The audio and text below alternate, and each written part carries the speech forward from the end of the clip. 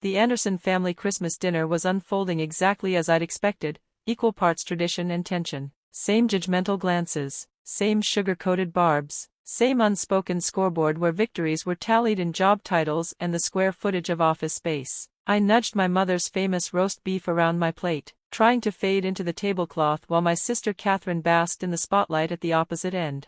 So then the CEO himself called my presentation revolutionary, Catherine declared. Her voice dipped in that polished arrogance she wore like designer perfume, which is why they fast-tracked my promotion to senior VP at Morgan & Pierce. Mom lit up, refilling Catherine's wine glass like it was communion. Isn't that wonderful, Daniel?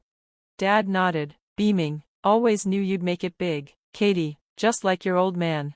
I took a long sip of wine, remembering when he used to say the same about me, before I walked away from my six-figure job at Goldman Sachs to build my own consulting firm. Before I became the family's cautionary tale. Aunt Susan turned toward me, her concern as genuine as a Hallmark card. And you, Olivia, still doing that, what do you call it again? Independent strategic consulting, I replied, straightening in my seat. Actually, I just landed a major. Oh honey, Catherine interrupted, laughing her perfectly practiced corporate laugh. Still playing business from your living room? The table tittered, even Mom bit her lip to stifle a smile. My work is actually quite.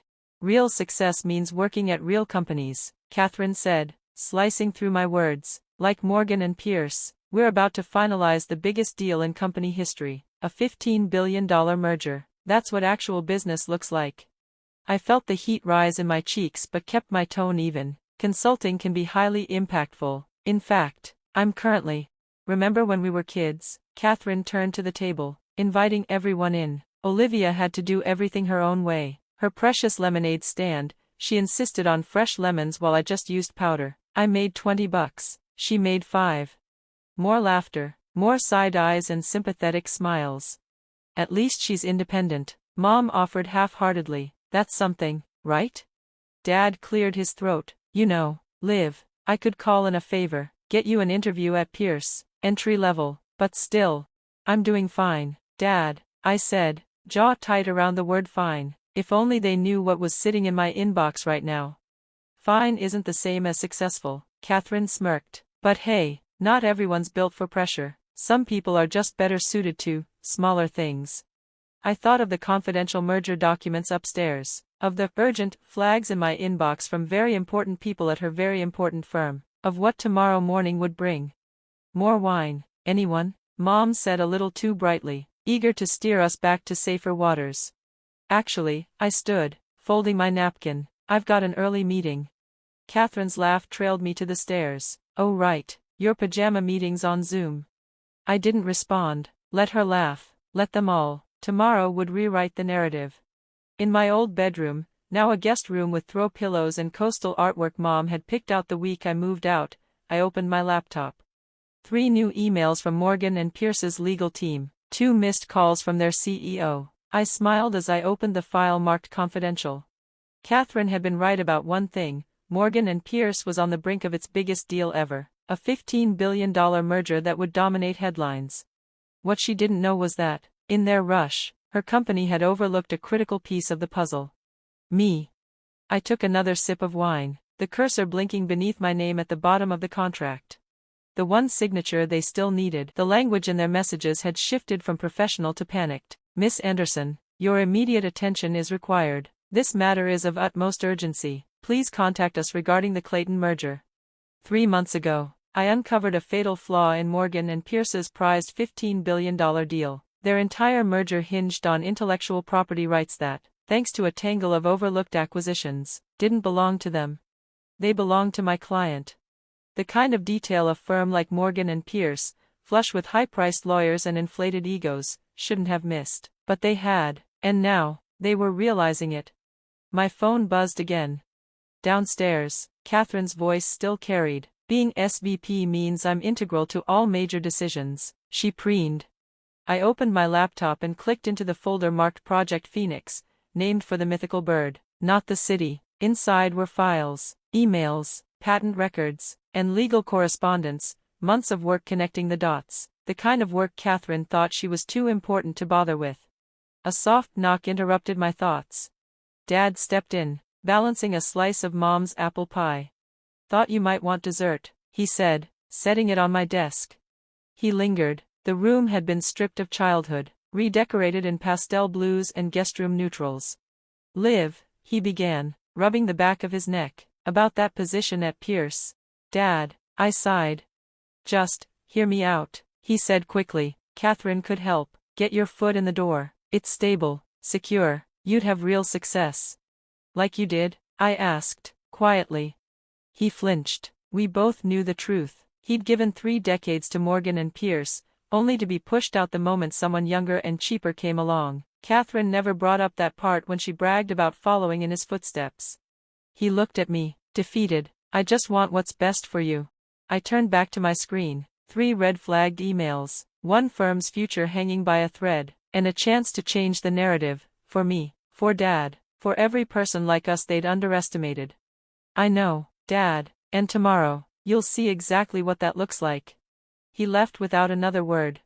Downstairs, Catherine's laughter rose again like a champagne cork. My phone buzzed. "Maya, my business partner and closest friend. They're freaking. P.O. called me directly asking for your number. Should we call them back?" "Not yet," I typed. "Let them sweat." I opened the merger agreement again and focused on Section 7(3), intellectual property rights. Every line confirmed it. The patents at the core of the Clayton deal weren't Morgan and Pierce's to use. They belonged to Old Grove Technologies, a boutique firm they'd dismissed as irrelevant. Just like they'd dismissed me. Another ping, this time, from Catherine. "Hey sis, weird Q, do you know anything about Old Grove Technologies? Need to confirm something for tomorrow's meeting, call me." I didn't answer, just like I hadn't answered her last 3 messages. Let her figure it out. After all, real business professionals work for big companies, right? Then the phone rang. Morgan and Pierce CEO, Robert P. Ellis, calling at 11:03 p.m. on Christmas night. I answered. "Ms. Anderson," he said, breath clipped and tight, "we've been trying to reach you. I understand you represent Old Grove Technologies." "I do," I said, as Catherine's laughter floated up the stairs like smoke. "We need to speak, urgently, about the Clayton merger." I let the silence stretch just long enough. "Of course, my office, 9 a.m., sharp, bring your legal team, and Mr. Ellis, make sure Catherine's there. She's integral to all major decisions, isn't she?" He hesitated. "Understood." 8:55 a.m., the next morning. My office wasn't the corner of an apartment like Catherine imagined. Anderson Consulting occupied the entire top floor of a downtown high-rise, sleek glass, open air, and a view that made Morgan and Pierce's tower look like an afterthought. My receptionist buzzed in. "Ms. Anderson, Morgan and Pierce's team has arrived." I stood, smoothing the lapel of my Armani suit, not unlike Catherine's, but mine was paid for by my success. "Send them in." They entered in a slow, solemn line, CEO Ellis, the lead attorney, 2 board members, and last, Catherine, heels clicking, smile faltering the moment she took in the view. Her eyes scanned the office, the glass walls, the conference table, the logo behind my desk. "Olivia, what is this?" "Ms. Anderson," Ellis said sharply, cutting her off. "Please, about the Clayton merger." I gestured to the seats, calm, controlled, ready. "Let's begin." I opened my laptop and projected the merger documents onto the wall screen. "You mean the merger that hinges entirely on patent rights you don't actually own?" Silence. Catherine's face drained of color as the documents appeared, ones she'd brushed aside months ago when they crossed her desk, flagged by a junior associate she never bothered to supervise. "Old Grove Technologies," I continued evenly, "holds the exclusive rights to the core technology at the center of this deal, rights my firm helped them secure." "That's not possible," Catherine blurted. "I personally—" "No," I interrupted, pulling up a string of emails. "You delegated, then ignored our legal notices for the last 3 months." The CEO's jaw tightened, his knuckles white around a Montblanc pen. "What do you want?" I thought of every Christmas dinner, every laugh at my expense, every dismissive wave at my little consulting firm. "Old Grove is willing to negotiate," I said, "but the terms are changing, starting with a complete restructuring of the deal." For the next hour, I walked them through the new terms, revised ownership rights, updated profit sharing, IP safeguards. With every clause, Catherine shrank a little further in her chair as her once-revolutionary deal unraveled in front of her. And finally, I said, closing the presentation, Old Grove requires a seat on the board. I met Catherine's eyes. That'll be me. Her voice cracked. You? But you're just what, Katie? I asked, folding my hands. A girl with a laptop? I gestured to the office, glass walls, skyline views, the Anderson Consulting logo behind me. This is what building something real looks like. The CEO exhaled. The terms are acceptable. We'll get legal on it. No need, I said, sliding thick folders across the table. They're already drafted. Sign today or the merger dies. They signed. End of part 3. Part 4. The next family dinner was different. No judgmental stares, no backhanded compliments, just the clink of silverware and the quiet weight of headlines still fresh in everyone's mind. Historic merger rescued by Anderson Consulting. Read the Wall Street Journal. More potatoes, Olivia? Mom asked, tone dipped in a newfound respect. Across the table, Catherine pushed food around her plate. Her once celebrated deal was now called the Anderson Agreement in industry circles. Her demotion had followed quietly, inevitable in the aftermath. How's the new board position? Dad asked, his pride no longer reserved for Catherine. Productive, I said. We're making big changes, starting with their retirement policies. His eyes lifted. That policy, the one that had quietly ended his career, was being rewritten. Actually, I added, we're launching a senior mentorship initiative. We need experienced advisors. Interested? The look on his face was worth everything. Aunt Susan glanced sideways at Catherine. I heard departments are being restructured? Yes, I said simply. We're prioritizing due diligence over ego, and leadership accountability. Technically, I hadn't made the call on Catherine's demotion, but her rushed mishandling of the Clayton merger had made it inevitable. Catherine's been helpful, I added lightly. Her instincts for what not to do have proven very educational. Later, as I stepped outside, code in hand, I heard heels clicking behind me. Olivia.